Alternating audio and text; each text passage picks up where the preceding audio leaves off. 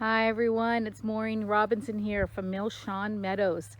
I've been asked to give you a nice little tour of our farm. I've been studying medicinal herbs for the last 4 years, so we specialize in a lot of different things like that.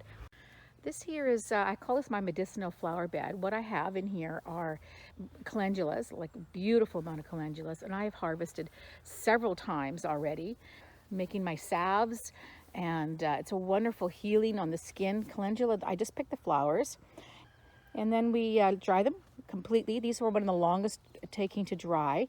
And then what I do is turn them into salves.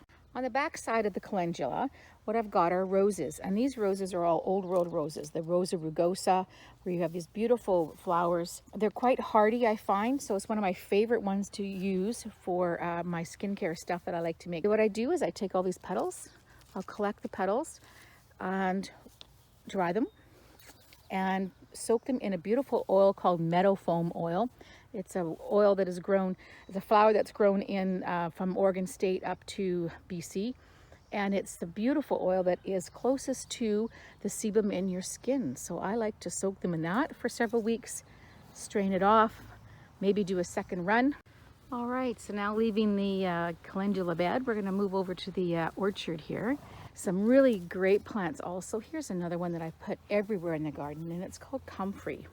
If you're not familiar with it, it's one of the top herbalist plants of all time, because not only is it great for medicine where you make topical use, where you use it for connective tissue healing, if you've got sprains and bruises and all kinds of stuff, it's just wonderful for that. But also it's fantastic because it is a nitrogen fixer for soil. I just use them, I either just lay them down the ground to help the soil for nitrogen build, or I cut it up and put it into a big bucket with water, and I make a tea with it and pour that on my plants. So it's really one of the most important herbs that herbalists use. Stepping over to another one here are elderberry bushes. Now this isn't the red one that we often see in the wild. This one is the purple one that you want to use for cough medicine. So I got some berries already coming in. This is the elderflower, and these make wonderful additions to liqueurs and stuff, but people also use them for medicine too. Hawthorn, you can identify, if you come in, I'm just going to try to get a little close here. You can see these thorns on here, so hence the word hawthorn. And then this will come out with berries in the fall. And of course the flowers that are earlier in the season are very good too. This one's really good for heart health also. So that's why I planted these guys. These guys are great. All right, so here's a section where I have my hops growing. Makes a great tea before bedtime. Really good sleepy time tea. Now I know hops are traditionally used for beer because they're a bitter. So they're really nice for your tummy too when you're dealing with bitters. And you need at least 2 because they have a male and female thing going on. I'm going to be having fun researching ways to use mugwort, and it grows incredibly tall. Disregard the poppies behind, but look how high this thing grows. And it's starting to flower, and as it flowers, that's when I'm going to start harvesting this guy. So this bed here I let just go to poppies, because just some regular fun poppies, because I was amending the soil in this, so I let it rest and we just let these things take over. But I purposely put this plant in here.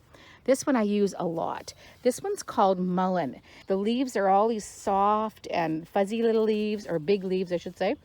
I've already harvested some that I've taken off down below, but look how tall this guy grows. So I harvest these little yellow flowers out as the season going. So I just keep picking them every other day or so. I come by and I pick some more, and I put those in an oil, and that's used for earaches.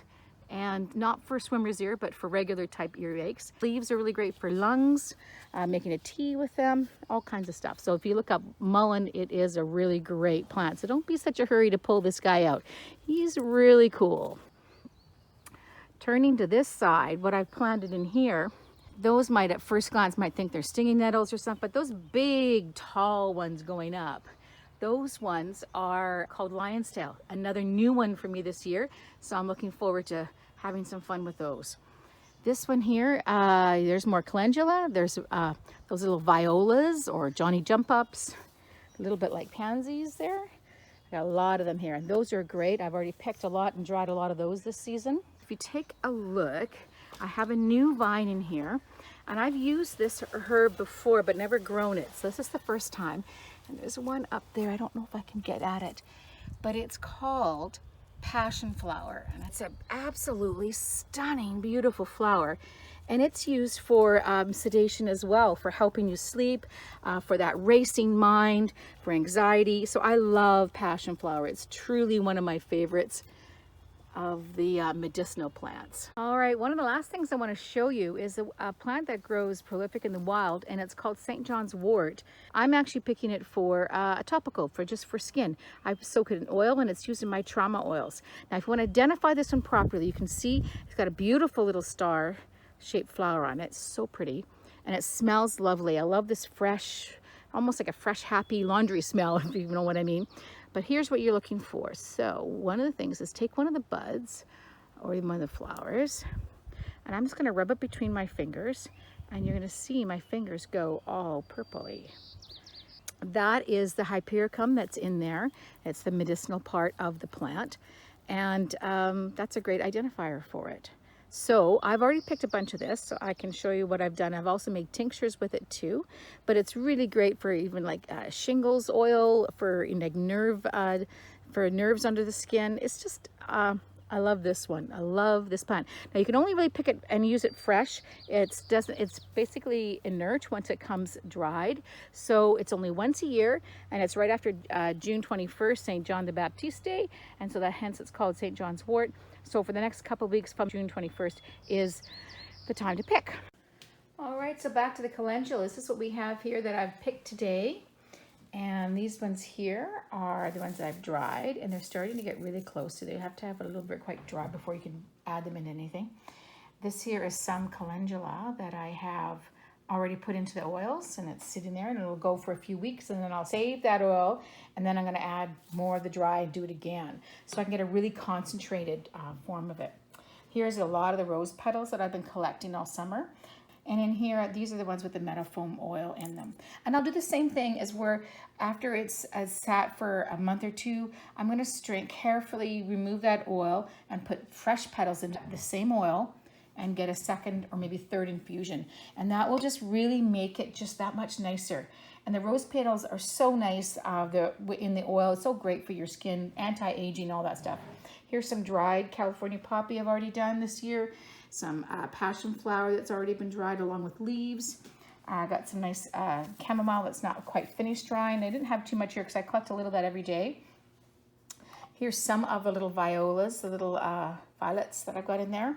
And then down below is plantain, another weed that people think is just a weed and nothing else, but it's actually great for cuts and all kinds of stuff. That's why you always see it growing in schoolyards and stuff, because it's a really great one, easy to identify. A quick note about plants that are wild, like we talked about the St. John's wort, and this one plantain is wild.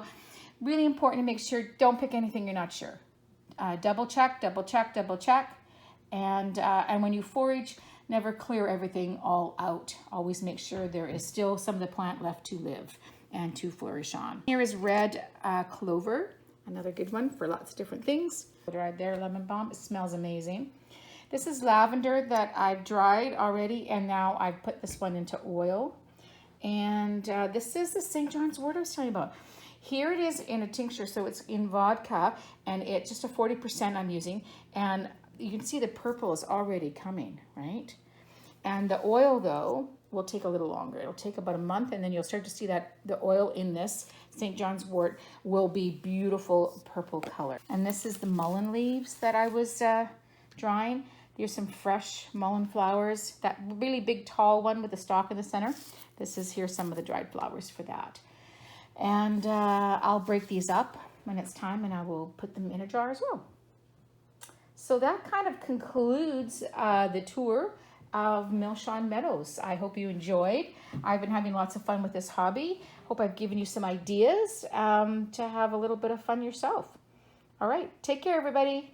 Happy summer.